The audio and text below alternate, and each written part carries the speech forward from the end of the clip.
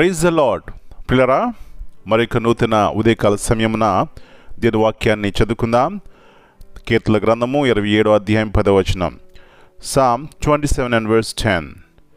నా తల్లిదండ్రులు నన్ను విడిచినను, యెహోవా నన్ను చేరదీయును. When my father and my mother forsake me, then the Lord will take me up.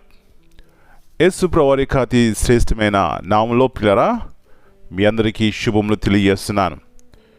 దేవుని యొక్క ప్రశస్తమైనటువంటి ప్రేమ మనందరి పట్ల ఎంత ఉన్నతంగా ఉన్నదో ఈ వాక్యం బట్టి మనకు అర్థమవుతుంది. ఈ లోకంలో తల్లిదండ్రుల ప్రేమ ఎంతో గొప్పదండి. మరి వారి యొక్క పిల్లలు ఒకవేళ వారికి అవిధేయులుగా ఉన్నా కూడా వారిని ప్రేమిస్తారు. ఆ ప్రేమలో మనకి ఏం కనబడుతుందంటే ఏమాత్రము స్వార్థం లేకుండా ఉన్నట్టు కనబడుతుంది. అయితే ఇక్కడ దావీదు అంటున్నాడు, నా తల్లిదండ్రులు నన్ను విడిచినను, దేవుడు నన్ను చేరదేని అంటున్నాడు. ఒక సందర్భంలో మరి సమూయేలుకు దేవుడు చెప్పాడు, యెషయా ఇంటికి వెళ్ళి నా కొరకు రాజుని సిద్ధపరచు, లేకపోతే అభిషేకించమంటే సమూయేలు వెళ్ళాడు. అక్కడ యెషయా యొక్క పెద్ద కుమారుని చూసి అనుకున్నాడు, అతని బలాన్ని అతని సౌందర్యాన్ని చూసి ఇతడు నిజముగా రాజుకు యోగ్యుడు అనుకున్నాడు. కానీ మరి దేవుడు అతను త్రోసివేసినట్లు బైబిల్ చెప్తుంది. పిల్లరా, ఇట్లా చూస్తే మరి చివరికి యెషయాతో అంటాడు, ఇంకా ఎవరు నీకు కుమారులు లేరా అంటే తనంటాడు, చిన్నవాడున్నాడు, అయితే అతడు గొర్రెలు కాసుకుంటున్నాడు. ప్రియులరా, ఇక్కడ ఒక సత్యాన్ని మనం గుర్తించాలి.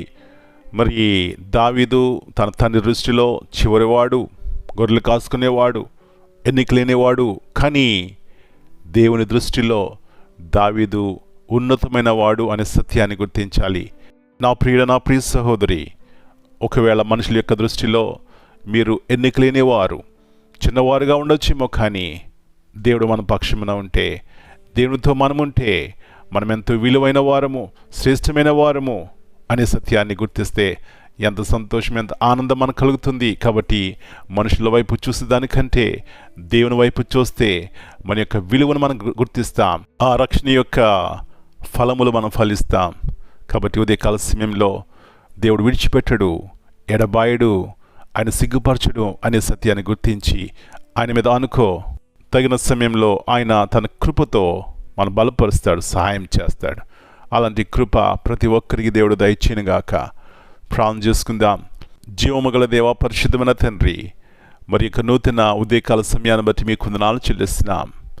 ఎలాగున ప్రభువా, దినములు మా జీవితంలో గతించిపోతున్నాయి. ప్రతిరోజు కూడా అనేకమైనటువంటి సవాళ్ళను ఎదుర్కొనేటువంటి దినాల్లో మేమున్నాం.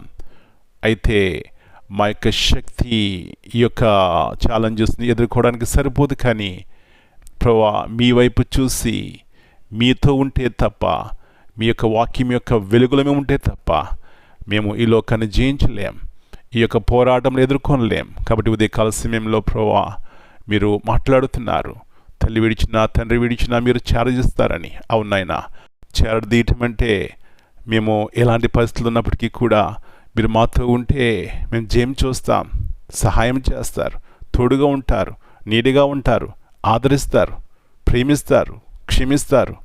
ఎంతో మంచి దేవుని మేము కలిగి ఉన్నాం. కాబట్టి మీ బలాన్ని, మీ శక్తిని వెదికి ఆత్మీయంగా, శారీరకంగా మేలు చూడడానికి సహాయం ఇచ్చేయండి.